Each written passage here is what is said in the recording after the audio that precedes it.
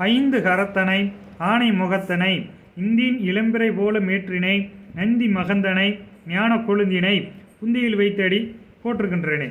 அனைவருக்கும் வணக்கம். நம்ம சொந்த பந்தத்தில் இல்லைன்னா உள்ளூரில் இல்லை நம்ம வீட்டிலே பார்த்திங்கன்னா படிக்காத மேதைனே சொல்லி அழைப்பாங்க. அந்த அளவுக்கு அவங்களுடைய நாலேஜ் அப்படிங்கிறது ஒரு படித்த நபருக்கு ஈக்குவலான நாலேஜ் அப்படிங்கிற மாதிரியான அமைப்பு சிலருக்கெலாம் உண்டு. இது நம்ம ஜோசியத்தில் யாருக்கு இவ்வளோ டேலண்ட் இருக்குது, படிக்காத மேதைனே இவங்களை அழைக்கலாண்டா, அந்த அளவுக்கு டேலண்ட் இருக்குதுன்னு நம்ம கண்டுபிடிக்க முடியுமான்னு கேட்டால் நிச்சயம் கண்டுபிடிக்கலாங்க சார். அது எப்படின்னு கேட்டிங்கன்னா, சூரியனும் புதனும் சேர்ந்திருந்தால் படிக்காத மேதைனே சொல்லுவாங்க. இது நம்ம ஊருக்குள்ளே நிறையா பேர்த்துக்கு இருக்குது. ஏன்னா சூரியனும் புதனும் பார்த்திங்கன்னா நெருங்கியே தான் இருப்பாங்க, அடிக்கடிக்கு ஒரே ராசியில் தான் இருப்பாங்க, நெருங்கியே தான் இருப்பாங்க. அப்போ இது நிறையா பேர்த்துக்கு வந்துடும். அப்போ எல்லாத்துக்கும் சொல்லிவிட முடியுமானா சொல்ல முடியாது.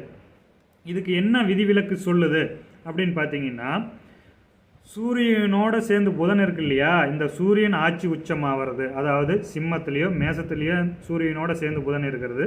அப்படி இல்லைன்னா கன்னியில் மிதுனத்தில் இந்த புதனோட சேர்ந்து சூரியன் இருக்கும்போது பார்த்திங்கன்னா அவங்க படிக்காத மேதை அப்படின்னு நிச்சயம் அழைக்கலாங்க சார். அந்த அளவுக்கு அவங்களுடைய அறிவும் படிப்பு, அதாவது 3வது 4வது படிச்சிருந்தாங்களா கூட அவங்க டக்குன்னு கணக்கு சொல்லுவாங்க. அந்த அளவுக்கான அறிவு பூர்வீகமான மனிதராக இருப்பாங்க அப்படிங்கிறது நிச்சயம் சொல்லலாம்.